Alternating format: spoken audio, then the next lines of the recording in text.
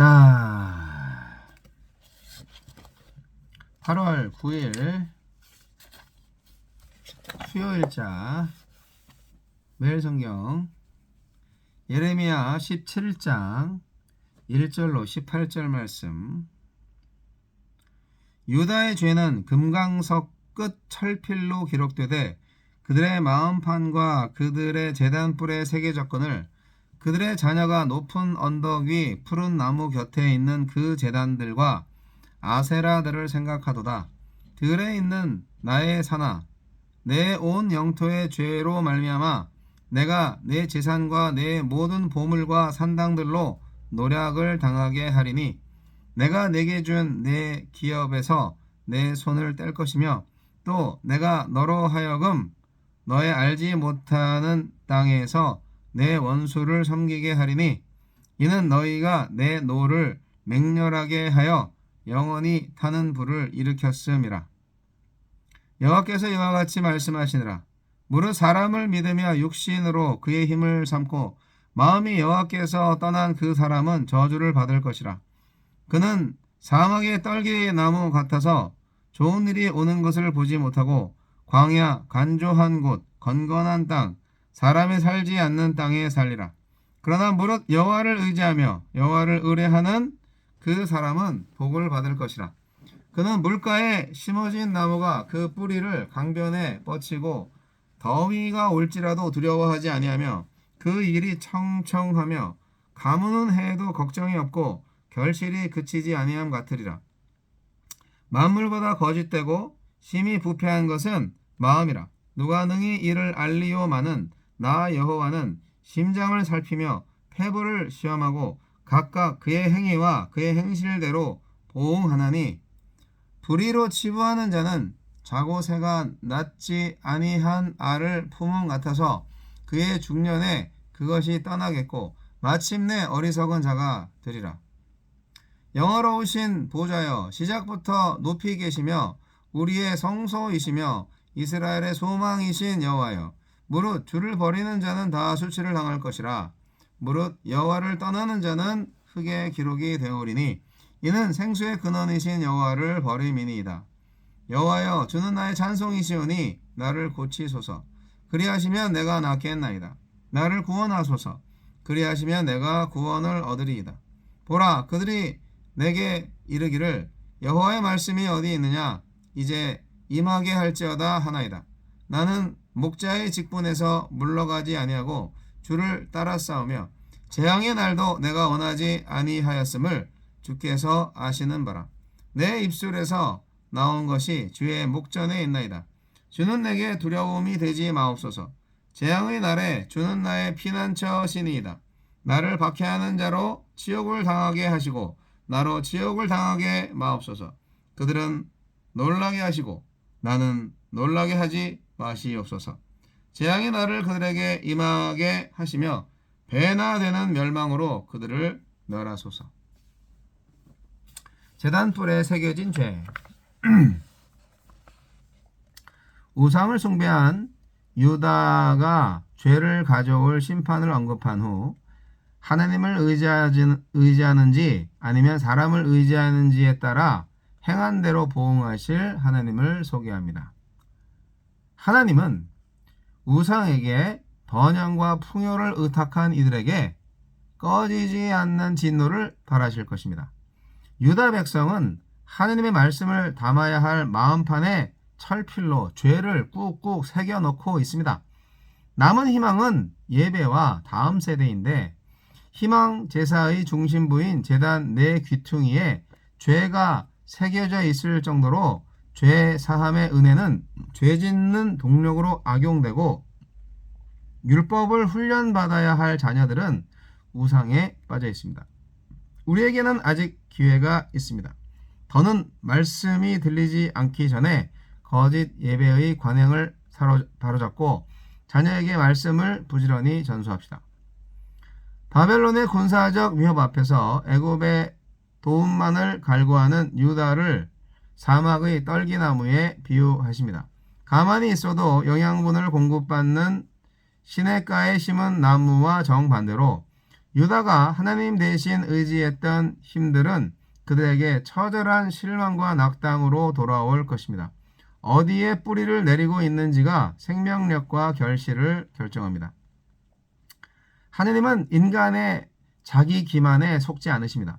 남의 알을 훔쳐서 품는 자고새처럼 인간은 자신이 지은 죄를 정당화하고 합리화하며 자연스럽게 의인 행세를 하겠지만 하느님의 숨은 의도와 은밀한 행동을 간파하시고 공정히 보응하실 것입니다. 부패한 내 마음을 말씀으로 비추어 날마다 무너지지 않는 한 우리도 스스로 속이는 자가 되고 말 것입니다. 우리에게 주시는 교훈은 무엇입니까? 백성이 듣고 싶어하는 용서와 구원과 같은 긍정적인 예언 대신에 심판은 피할 수 없다. 저항하지 말고 투항하라. 라는 비관적인 예언만 전해야 하는 예레미야는 백성으로부터 공공연히 당하는 조롱과 수치, 또 언젠가 임할지 모를 재앙으로 두려워합니다. 하지만 그는 그 굴복의 길로 백성을 인도해야 할 목자의 사명을 저버리지 않습니다. 하느님의 뜻을 저버리는 것이 진짜 수치고 거짓 메시지에 속아 승리의 희망을 품는 것이야말로 재앙을 맞이하는 길이기 때문입니다. 예레미야처럼 불편한 메시지를 담대히 전하는 설교자가 많아지도록 기도합시다.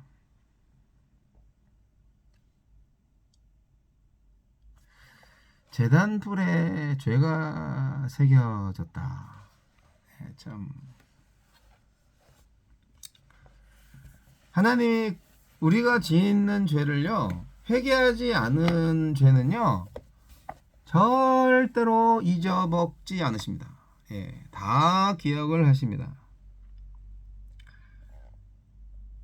유다가 죄를 많이 졌습니다. 유다 민족을 말하는 것이죠. 유다 지파, 유다 나라. 유다 백성들의 죄는 정말 마음판에 기록될 정도입니다. 누구도 그것을 지울 수 없습니다. 하지만 지울 수 있는 분이 있죠. 바로 하나님이십니다. 오직 하나님만이 그것을 제거하고 그 마음에 새 것을 기록할 수 있습니다. 하나님은 이스라엘의 유일한 소망이십니다. 근데 지워지지 않는 죄가 있어요. 그리고 그 지워지지 않는 죄 때문에 꺼지지 않는 진노가 있습니다. 유다의 범죄는 자신의 모든 믿음을 우상한테 맡겼다는 것이죠. 우상 숭배는요, 하나님께서 절대로 지워지지 않고 부정되지도 않고 망각되지도 않는 짐입니다. 죄입니다.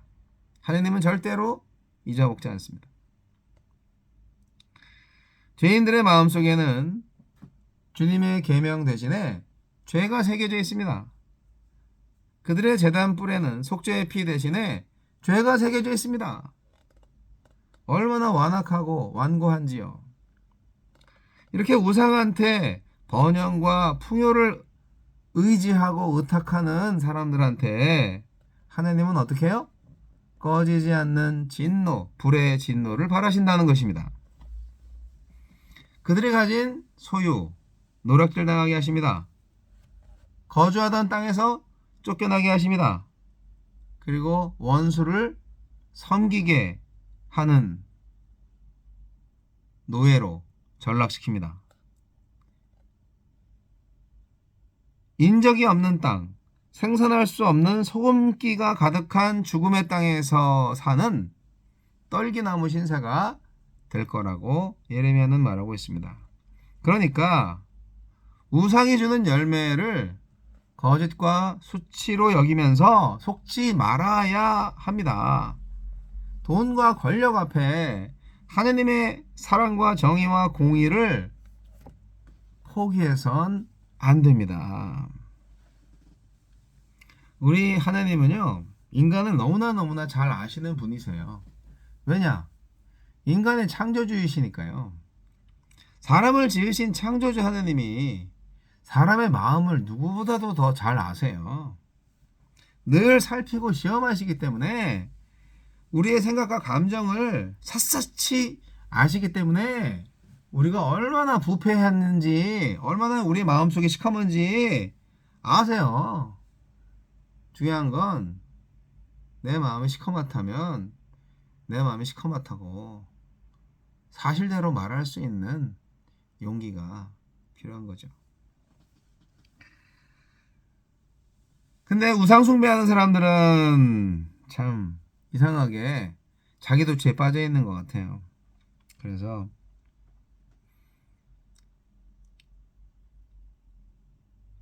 좀 하나님으로부터 벌을 받습니다.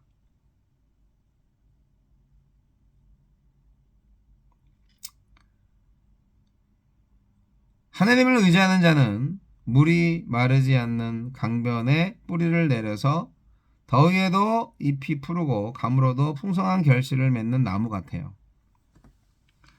터진 웅덩이 같은 우상을 의지하지 않고 생수의 근원 되시는 하나님을 의지할 때 어떠한 시련이 와도 마르지 않는 강, 늘 푸른 신앙을 간직할 수 있습니다.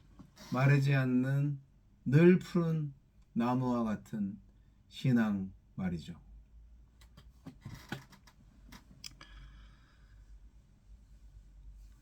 환난 중에도 핍박 중에도 예레미야는 찬양하고 순종합니다. 이게 진짜 선지자죠.